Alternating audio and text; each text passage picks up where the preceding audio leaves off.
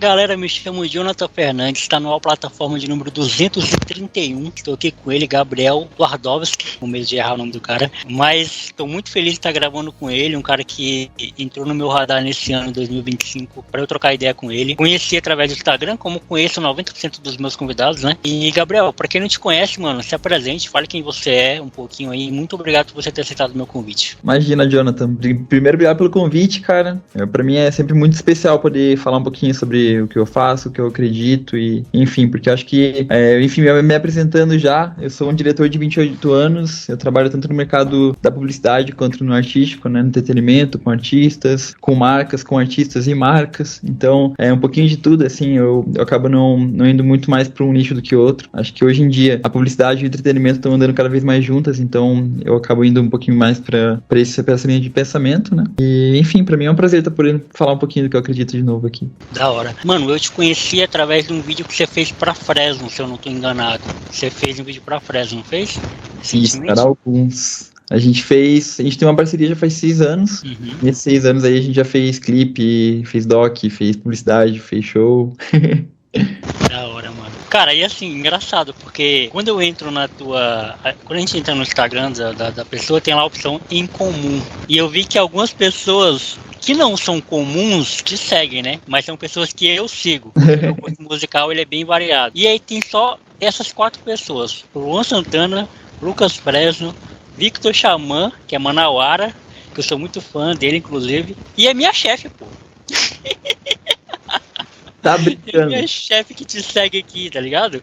Uhum. Mano, como é que funciona a plataforma, né? A plataforma, ele é um programa de bate-papo. Ele não tem a intenção de ser entrevista, mas ele é um programa onde ele tem esse nome, na verdade, plataforma, porque é numa plataforma que a gente coloca as coisas, né? Então, é nessa plataforma que a gente vai contar nossas histórias. E eu queria conhecer um pouquinho do Gabriel, tipo, um pouquinho da linha do tempo do Gabriel, né? Infância, onde nasceu, o que gostava de fazer. Na medida que você for contando a tua história, mano, se tiver alguma curiosidade, eu te interrompo e a gente aprofunda, pode ser? Fica à vontade, cara, claro. Bom, de novo, eu tenho 28 anos, sou um molecão ainda. As coisas pra mim começaram quando eu tinha 12 anos. Meu irmão, ele também é diretor, o Sérgio Twardowski. Cresci em 7 praticamente, vendo ele trabalhar e começando a criar gosto por isso. Então, na verdade, que pra mim, trabalhar com o que eu trabalho hoje era muito mais uma forma de estar mais perto do meu irmão do que realmente um sonho inicialmente. Então, tinha esse lado mais familiar pra mim, né? E eu comecei a pegar gosto também, cara, porque eu via muito, eu acho que quem trabalha com isso tem que gostar muito, querendo ou não. Eu comecei a pegar o mesmo gosto que meu irmão tinha por isso e ressignificar pra mim, assim. Então, começou a ser realmente uma vontade de começar a dirigir. E dos 12, 13 anos ali até os 17, eu acabei passando por vários departamentos, né? Desde fazer making-off de sets até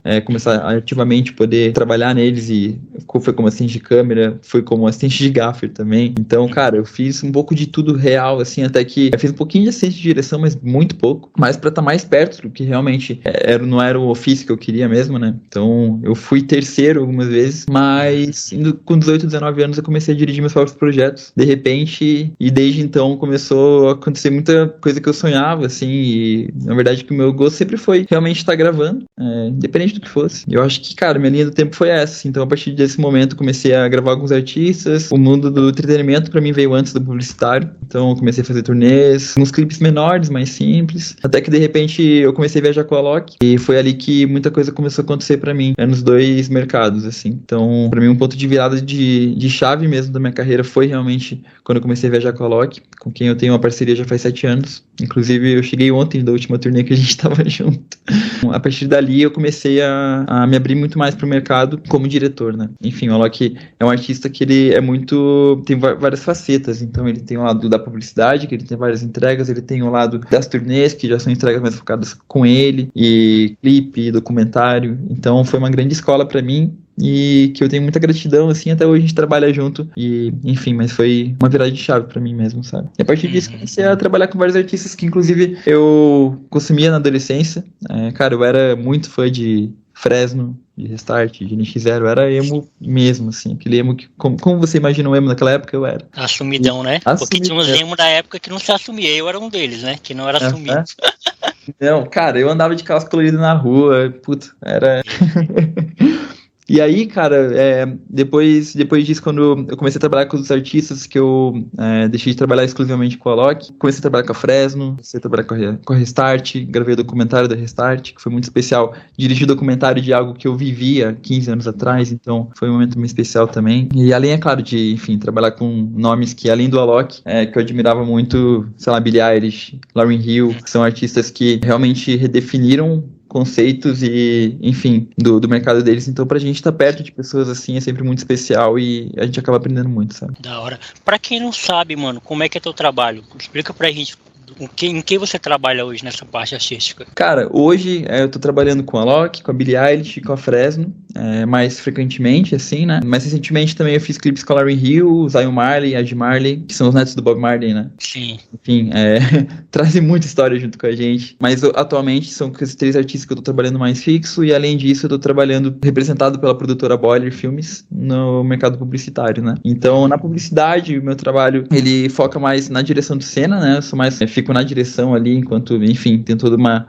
equipe, uma estrutura, um escopo ali que eu trabalho junto. Mas já no mercado do entretenimento, tirando, enfim, quando é clipe, que acaba sendo um set, assim como publicidade, como eu faço bastante material e documentário em turnê, acaba sendo uma equipe muito mais enxuta, né? Uma estrutura muito menor. Com a própria Billie Eilish, assim, no primeiro trabalho que eu filmei ela, que eu dirigi ela, a gente começou orçando um escopo de 25 pessoas, se eu não me engano, e acabou que por várias questões, como o festival para credenciamento, etc., muito restrito, acabou focando tudo em mim e todas essas funções que a gente estava orçando toda uma equipe, uma estrutura, e acabou ficando para mim, direção de cena, fotografia, filmmaking puro e clássico mesmo, como a gente conhece, assim, que foi como eu comecei também. E que eu, querendo ou não, cara, eu acho que existe muito esse conceito, né, de a gente começar no filmmaking, né, com uma câmera na mão, um sonho e correndo para lá e para cá, e ter o sonho da gente conseguir executar ideias que sem uma estrutura a gente não consegue fazer. Então a gente começa a sonhar e querer esse lugar, assim, mas ao mesmo tempo eu acho que é no filmmaking que a gente aprende uma base que é muito importante, que é de lidar com problemas e ter que resolver tudo rápido e da melhor maneira possível, sabe? Então eu, até hoje, mesmo dirigindo na publicidade, com escopo maior, com uma estrutura maior, faço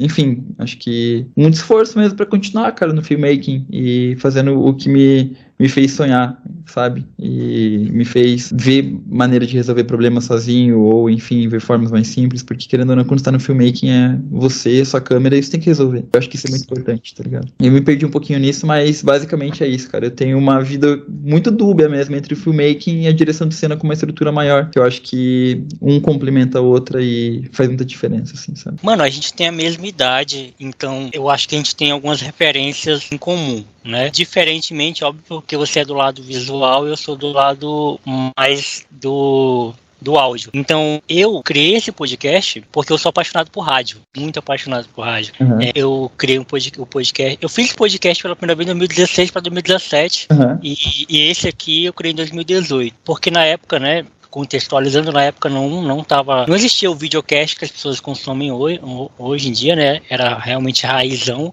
Na época que eu ouvia, tinha que baixar, era muito raiz. Tinha que baixar para ouvir em formato MP3. E assim, o que você gostava de consumir assim na tua infância para adolescência que te despertou para esse lado artístico, assim? Porque eu lembro e eu acredito que muito da minha veia da comunicação, ela se deve a muita gente que eu assistia. Por exemplo, eu tô assistindo hoje na Globoplay, né, A Grande Família, que eu assistia quando era criança, que, porra, era fã demais. E hoje, assistindo com o olhar de hoje, dá uma nostalgia, assim, de lembrar, caramba, era tudo muito bem feito, velho. Tipo Globo, né? Não tem como.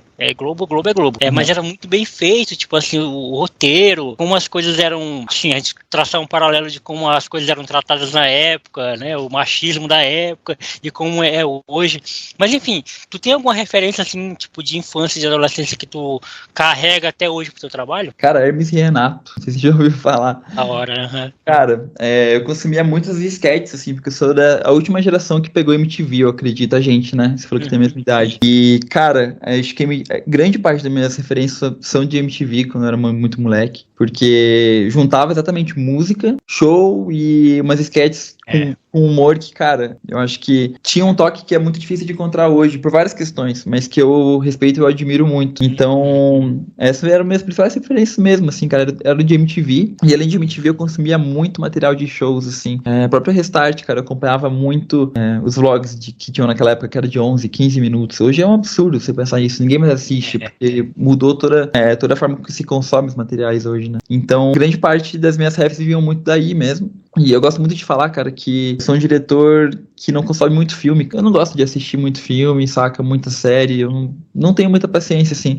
por mais ambíguo que isso possa ser, saca? Mais contraditório, na realidade. Eu consumia muito, cara, até, por exemplo, eu sou muito apaixonado por futebol. Eu tenho uma vontade genuína de fazer jornalismo um dia ainda. Eu escrevia pra alguns portais, inclusive até pro site do Atlético, que é meu time do coração. Tipo, eu escrevia umas reportagens e tal, fazia uns vídeos das reportagens. Então eu comecei a brincar um pouquinho ali quando eu tinha uns 9, 10 anos. No Movie Maker, né, editar umas coisinhas. E grande parte, cara, até hoje, por exemplo, no Alok, cara, a gente faz um formato nos shows, porque eu acho que, querendo ou não, esse formato do After Movie meio que já morreu hoje em dia, assim, sabe? Acho que já cansou mesmo. Todo mundo sabe que a partir do momento que o artista vai postar um vídeo de um show, ele vai querer mostrar que o show foi estouro, ou vai querer, no mínimo, fingir que aquele show foi bom. Sim.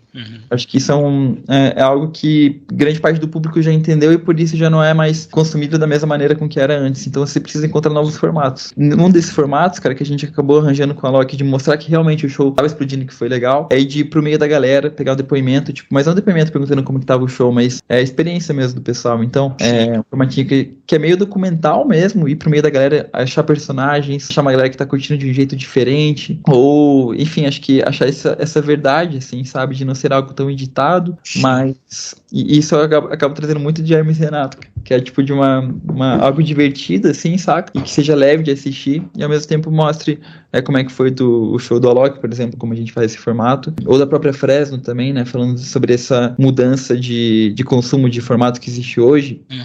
Cara, tudo tá muito rápido, né, as redes sociais hoje, sei lá, no TikTok a gente consegue acelerar os vídeos, então tá todo mundo cada vez mais consumindo coisa mais rápida e querendo ter o mais rápido possível aquele material. Então, os planos de sequência que a gente faz com a Fresno, a gente já imagina um trajeto que funcione bem em 30 segundos, 40 segundos, sabe? A gente tem que pensar tudo isso cada vez mais rápido, porque querendo ou não é assim que o pessoal vai consumir. Salvo exceções e materiais específicos que, né, são para um pouco mais longo. Mas enfim, cara, falando de ref, é mais isso assim, que eu consumia. Mas eu sou um cara que nunca foi, sei lá, eu nunca fui muito de consumir filmes, então eu acabei tentando trazer referência de outros lugares. Por exemplo, algo que eu gosto muito de fazer, um exercício que eu gosto bastante, quando chega um roteiro, por exemplo, para um filme de marca de cerveja, por exemplo. Ou, sei lá, algum artista que eu tô junto precisa fazer alguma entrega de marca de cerveja durante algum evento, enfim. Eu não procuro, o último lugar que eu vou procurar referência é em materiais de marca de cerveja, sabe? Às vezes algo muito que você nem imagina pode trazer algo novo, sabe? Às vezes, sei lá, um material de moda, costura, ou às vezes um livro que você leu que não fez alguma analogia ali que possa fazer sentido e que você consegue linkar aquele produto e vender ele de uma maneira diferente. Então, eu acho que essa busca por referências em outros lugares acaba fazendo que, enfim, você consiga mostrar aquilo de uma maneira diferente, encontrar novas maneiras de contar a história. Eu acho que isso é muito rico, assim, sabe? Então, eu acho que a partir daí até que eu tento trazer uma disciplina no meu trabalho de procurar referências diversas, até quando eu não tenho nada pra entregar. Às vezes, como a gente não tem não é um trabalho CLT, né, que a gente entra às 8 e sai às 6 e entregou tudo, depende muito de como que a gente vai estar de pauta no dia. Eu tento ter uma constância de referências mesmo, até porque quando o bicho pegar, você vai ter que buscar referência em algum lugar, você tem que ter aquele repertório. Então, eu acho que é uma das coisas mais difíceis que eu tive na minha caminhada, inclusive, assim, de conseguir me regrar e falar, não, beleza. Sei lá, às vezes eu tô nessa semana tranquilo, não significa que essa semana é meu final de semana, tipo, eu tenho que trabalhar. Vai chegar trabalho em algum momento, eu vou ter que apelar para minhas referências, vou ter que buscar repertório. Então, eu acho que existe algo muito que o pessoal pensa, assim, sobre a gente trabalhar com algo que é um pouquinho mais artístico, né, que lida com arte, que lida com algo mais criativo, que é não linkar isso a uma disciplina, é não linkar isso a uma obrigação, mas você tem que ter disciplina, é uma obrigação. Então, acho que linkar esse lado profissional da coisa é o maior desafio, principalmente pro pessoal que tá entrando agora e que vê esse lado, nossa, caramba, como que eu vou exercitar meu criativo? Na real, criativo e disciplina, né? Cara, você falou umas coisas aí muito interessantes, porque eu também acho que é importante esse repertório aí, porque assim, eu sou um podcaster que não consumo podcast. E os podcasts que eu consumo não tem nada a ver com o que eu faço. Uhum. Até porque, assim, não me ajuda muito ouvir. Assim, eu assisto alguns videocasts no YouTube quando vai pessoas que eu me interesso, e é raro também, é muito raro. Eu assisto alguns do Vilela, porque eu gosto muito do Vilela. As minhas referências é tipo, os podcasts que eu ouço não tem nada a ver com o que eu faço, é besterol, é coisa que vai para outro lugar, e isso, querendo ou não, me ajuda muito também. Uhum. Me ajuda muito para quando eu vou gravar, inclusive com pessoas travadas. Uhum. Vou gravar com alguém que, tipo assim, só responde. Aí eu falei, cara, da onde que eu vou extrair material para render esse episódio com essa pessoa? Uhum. E aí eu lembro de alguma coisa, solto, encontro brechas, lembro da época da rádio também. Acho que isso é até importante também para quando você, como você falou, né, quando tem um trabalho que vai exigir de você isso, porque eu acho que quando a gente faz sempre as mesmas coisas, tipo, lê sempre os mesmos livros, assiste sempre os mesmos filmes, né, tem sempre o mesmo conteúdo, isso não agrega muito no trabalho. E eu, por exemplo, eu tenho um trabalho de CLT, mas esse aqui para mim também é meu trabalho. Eu não encaro isso aqui como um hobby, como muita gente pensa que é, ou como um entretenimento. Isso aqui pra mim é um trabalho, velho. Assim como o meu trabalho que me dá dinheiro. E aí, ouvindo você falar, eu lembrei disso. Não, cara, muito legal. E é muito... Acho que existe uma barreira, assim, que separa as pessoas, que existe mais tradicional de trabalhar, que funciona, e é por isso que ele perpetua e existe até hoje, mas que tem alguns pontos que não funcionam mais tanto hoje em dia, ou que perceberam que não funcionam tanto, estão tentando trocar. Só que ao mesmo tempo, o pessoal que tenta trocar isso, às vezes confunde muito com não trabalhar direito, sabe? Tem gente que eu realmente vejo que brinca de trabalhar. Tem gente que brinca de ter uma produtora de vídeo. Tem gente que brinca de ter realmente, tipo, esse compromisso com o que a gente faz. E quando eu digo desse compromisso com o que a gente faz, não é um compromisso com a gente entregar um trabalho bom, mas a gente entregar uma equipe boa após o trabalho, sabe? Então, por exemplo, cara, não adianta nada você ter um filme assim, eu entregar um trabalho lindo, maravilhoso, e no final das contas a minha equipe tá na estafa, sabe? A minha equipe está cansada. O que adianta? Então, eu sempre tento partir do lado contrário, assim, que uma equipe saudável, uma equipe feliz trabalhando, vai entregar um filme bom. Então, eu acho que a nova geração que está vindo agora está querendo fazer algo, e eu acho que isso é muito legal e realmente é preciso, né? Porque a gente vai se adaptando e, enfim, de geração para geração, a gente vai entendendo o que dá para melhorar e tudo.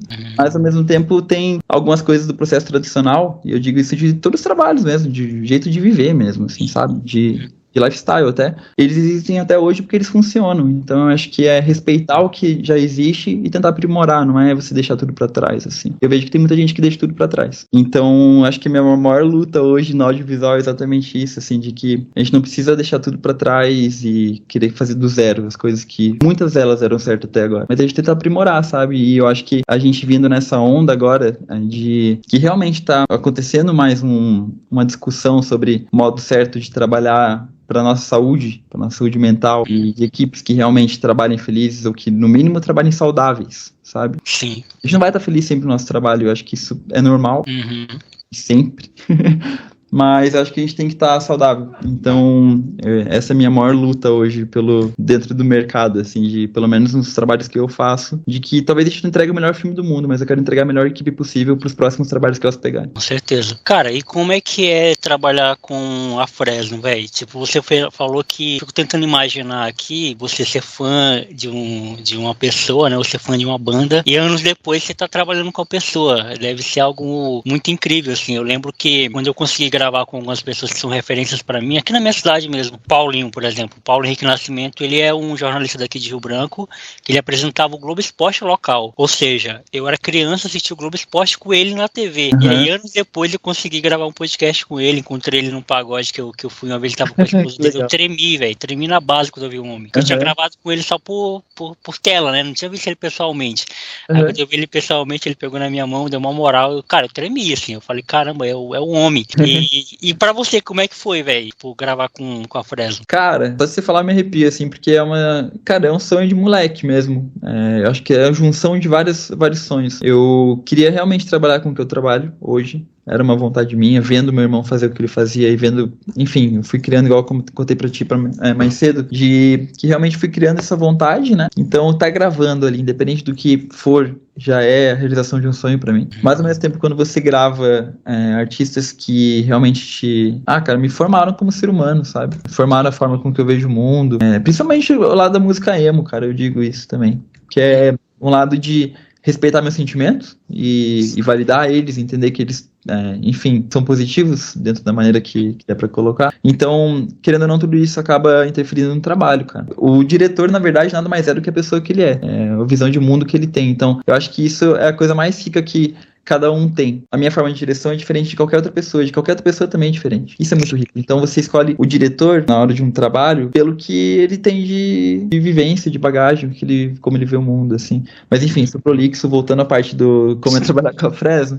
Cara, é uma realização do sonho. Acho que depois de passar tanto tempo ouvindo a música deles desde moleque, comecei a entender um pouquinho já, né, como que eles veem o mundo, mas quando você tá dentro do universo ali da banda mesmo, nos bastidores, é muito especial ver como que cada um pensa, cada um trabalha, cada um compõe, vê os shows, vê a música, porque eu fui em muitos shows da Fresno. E é muito louco de entender hoje por que música XYZ não tocou no dia que eu fui no show.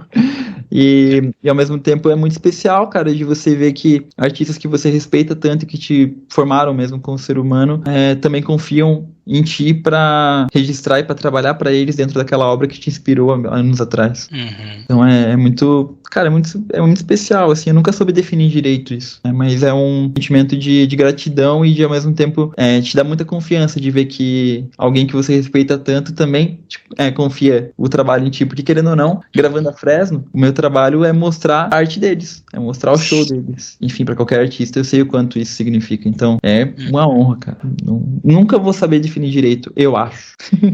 Da hora. Qual que é teu álbum favorito da Fresno? Cara, Ciano ali, até meus 20 anos, cara, todo término de relacionamento era Ciano. O Ciano me fazia superar, falava, não, beleza. Pode crer. Mas o Ciano ali, cara, querendo ou não, foi o começo de muita coisa pros caras ali também, né? Enfim, até hoje, quando eu tô gravando o Ciano, cara, eu gravo o show da Fresno cantando. Pode crer. Cara, é uma experiência muito, muito especial mesmo. Eu gosto muito do Ciano, mano, muito, muito mesmo. Mas, assim, o meu álbum favorito ainda é o Infinito, tá ligado?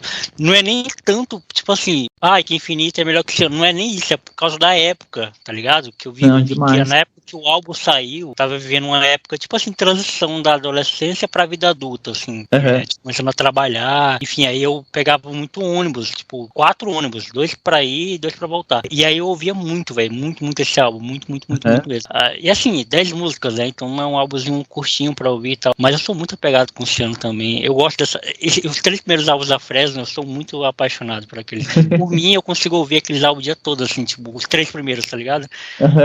Sem nenhum problema, assim. Acho muito da hora. Eu lembro de um clipe do Infinito que, enfim, era tipo praticamente um curta, assim. Que, nossa, cara, aquilo ali eu lembro que me inspirou pra caramba.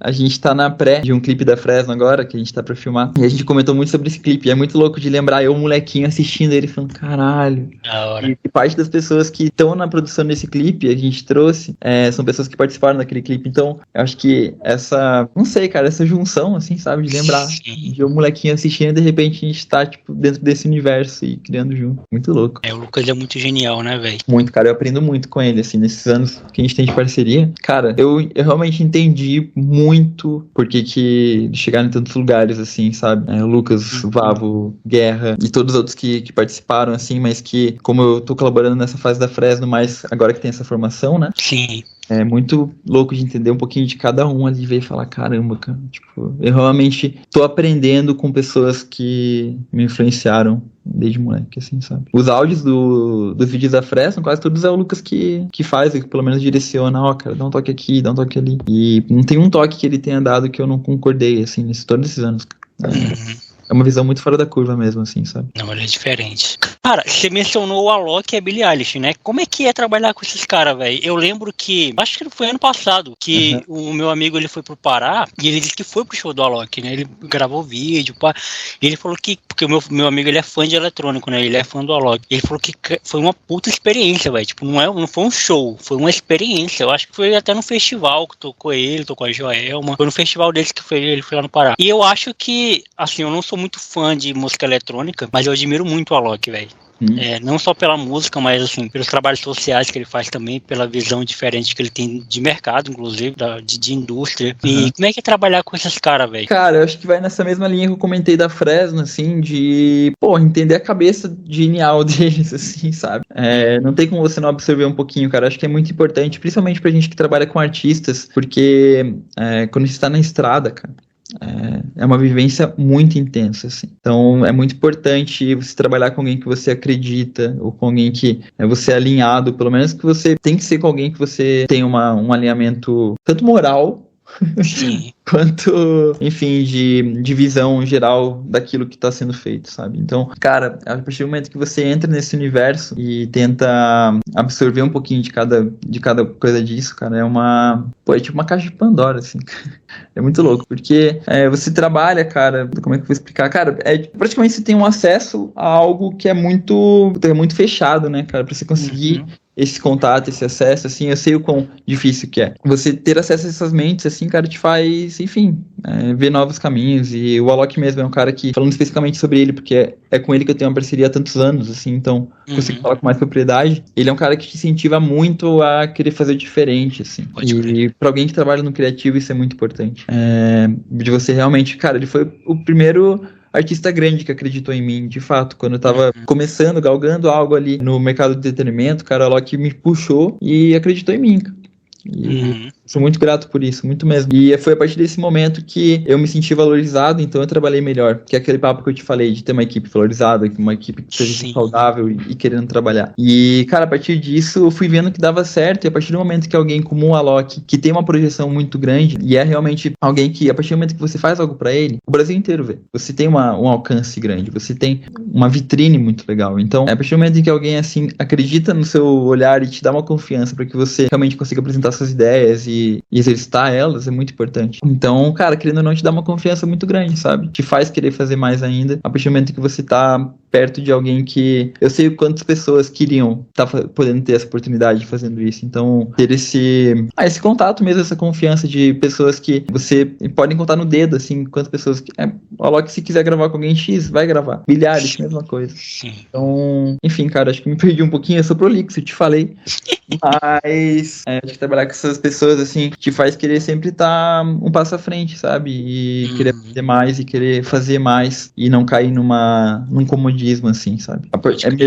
Da mesma maneira com que o Alok não cai no comodismo, como a Billie Eilish não cai no comodismo, a Lauryn Hill não cai no comodismo, mesmo tendo sido a primeira mulher a ganhar o Grammy de álbum do ano solo, há muitos anos atrás, há décadas atrás, ela continua se reinventando e fazendo isso. Então, querendo ou não, isso, cara, te coloca pra frente, sabe? Isso aí que você falou ecoa no trabalho da Fresno, né, velho? Que, tipo, é uma banda que, caramba, nunca parou, velho, né? Tipo, muitas bandas que a gente tem aquele estigma, né, de falar que o rock morreu, o rock não existe, mas a Fresno, ela superou aquele hype do emo, né, dos anos 2000 ali, que todo mundo viveu, e muitas bandas acabaram mesmo, outras se reinventaram, enfim. Tem aquele álbum lá, o Redenção, né, que é um fora da curva, no sentido de mercado, né, mas aí, no ano seguinte, já vem com Revanche, e aí depois vem lançando coisas, e até hoje a Fresno tá aí.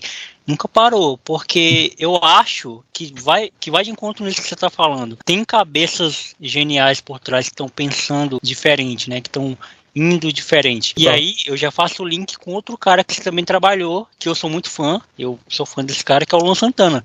Pra mim, o Luan Santana, ele sempre foi diferente, velho. Sempre foi diferente. Ele é gigante como ele é na música. E aí eu falo música propositalmente, eu não falo só sertanejo, porque ele é diferente, velho. E ao mesmo tempo que ele não abandonou a alma dele de sertanejo, né? Inclusive, tem um trabalho que ele lançou na pandemia, que é o Confraternização, Família Santana, né? Que ele gravou músicas sertanejas, enfim, tudo mais. Que é um tapa na cara de quem diz que ele não é sertanejo. Que, cara, mano, é genial aquilo ali. E é um cara que, pô, tá há 15 anos de carreira aí e é o Luan Santana, tá ligado?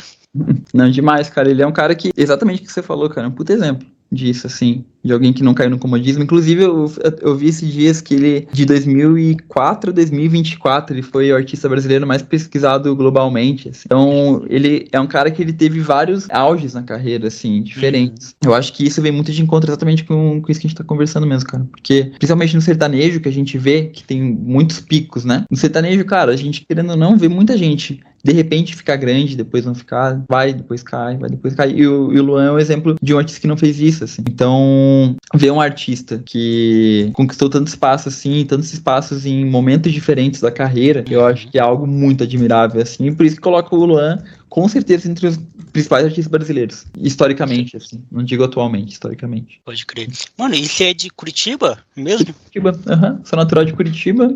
Você falou que gosta de futebol, vamos falar um pouquinho de futebol. Eu sei que não tá muito bom pra você, né, com o Atlético rebaixado.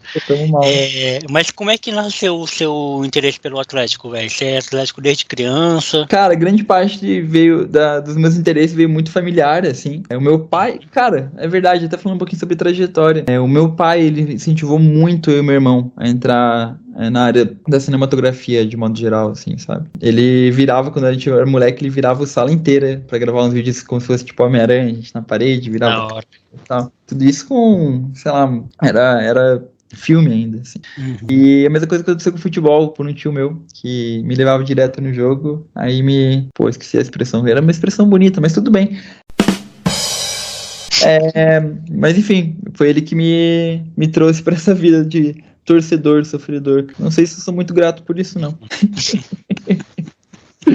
Mas desde então, cara, desde moleque mesmo, de 8, 9 anos de idade, sou torcedor fanático. Até fiz um vídeo pra eles. Teve uma época que eles estavam com uma campanha quando trocaram o escudo e tal, que foi especial pra caramba. Foi um dos primeiros materiais que eu dirigi na minha vida, que foi a mudança de escudo do Atlético, depois de 89 anos. Da campanha. Enfim, outro momento, cara, que eu sonhava, mas que eu nem sabia direito que dava pra sonhar, porque era o tipo de coisa que eu falava, pode crer. Pai, que um dia. Mesma coisa do documentário da Restart, que era uma banda que eu consumia quando era moleque, fã. De repente a banda acabou e eu nem trabalhava ativamente, tanto na área ainda. E de repente eles voltaram e dirigiu o doc. Tipo, eu nem sonhava com isso, porque, cara, como que eu ia sonhar? Não, espero que voltem um dia, sabe? Muito louco. Um bagulho que não dá nem pra sonhar, né, velho? Como é que vai sonhar um bagulho desse, né? Muito louco. Pode crer. Mano, o bagulho do Restart, eu não sei como é que foi, né, tipo, pra tu. Mas eu lembro que na época, aqui, pelo menos aqui no norte, né, porque eu sou de Rio Branco, né? Então, pelo menos aqui no norte, foi uma coisa assim muito... que veio muito nessa coisa da calça colorida, e tudo mais. Só que a minha lembrança de Restart é eles em programa de TV.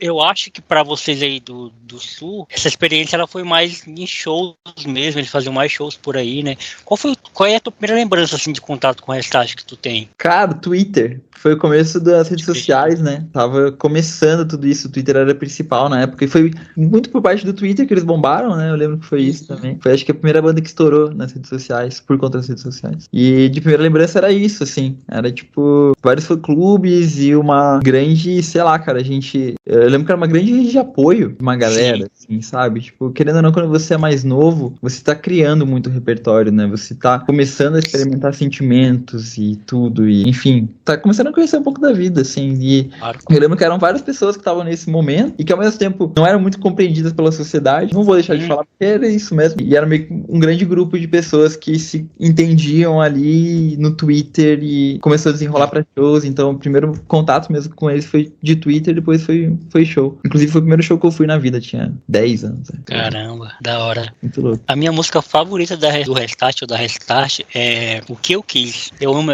essa música. Puta que pariu, essa música é demais, velho. Essa música quando toca... E olha que é um lado B deles, né? Tipo, é pouco conhecido essa música, inclusive. Mas eu gosto demais dessa música, velho. Curtia muito Amanhecer no Teu Olhar também. Braba. Pô, eu gostava de Restart, mano.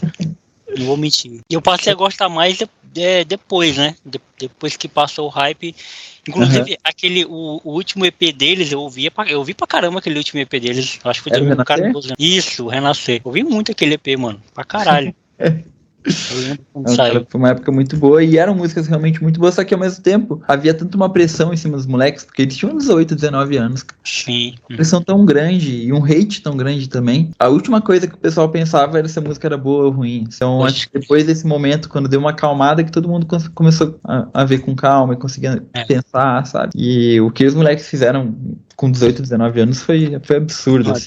Bizarro. Pra mim, a Restart foi um movimento, assim. Foi um movimento geracional de fato, assim. Porque tava vindo tudo isso. Veio a revolução tecnológica junto, né, cara? Querendo ou não. Esse começo, esse boom das redes sociais, assim, cara, foi o que alavancou muito eles e, ao mesmo tempo, eles souberam jogar muito a favor disso, assim. Dentro de algo que ninguém conhecia. Então, foi... Enfim, tentaram fazer ali, mas sem saber exatamente como. Porque era algo que tava começando, então tava todo mundo testando. E, cara, querendo ou não, marcou toda uma geração. Até hoje, cara, grande parte do que eu sou, eu devo a Restart. Eu devo ao que a Restart me fez acreditar tanto em mim, saca? Porque, querendo ou não, esse movimento que foi a Restart validou muita coisa pra mim, validou muita coisa de várias pessoas que eram fãs. Então, cara, grande parte das pessoas podiam estar zoando, falando mal, mas ao mesmo tempo pra gente, aquilo ali, cara, a gente criou uma rede de apoio em que todo mundo se acreditava e confiava em si. E isso eu trago até hoje, cara, quando eu tenho que defender a ideia de um filme, quando eu tenho que me posicionar de alguma maneira, ou quando eu tenho que ter alguma ideia X ou Y e não pensar, tipo, pô, ideia zoada. Não, cara, eu acredito em mim, eu confio em mim e de alguma maneira eu acho que isso faz sentido.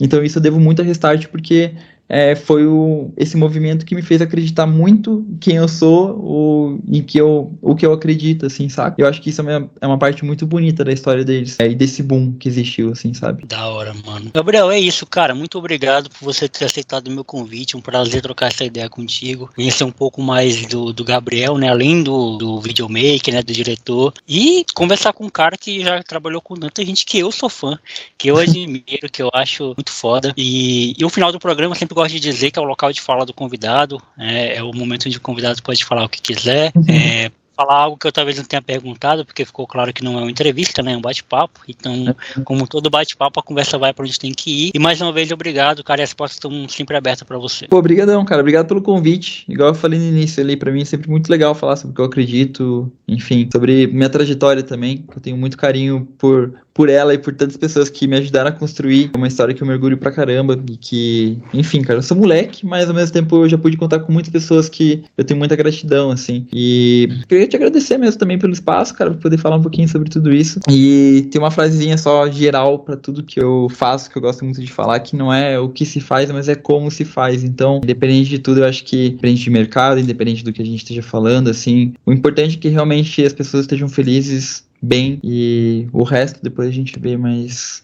como se faz as coisas. Então eu me preocupo muito disso na minha vida pessoal, no meu trabalho, de que quando eu tenho que lidar com alguma coisa, algum filme ou alguma equipe, que as pessoas saiam bem, saiam felizes, e é isso que eu tento passar um pouquinho também. Enfim, acho que é isso. Da hora, mano. Tamo junto, até a próxima. Obrigadão, cara.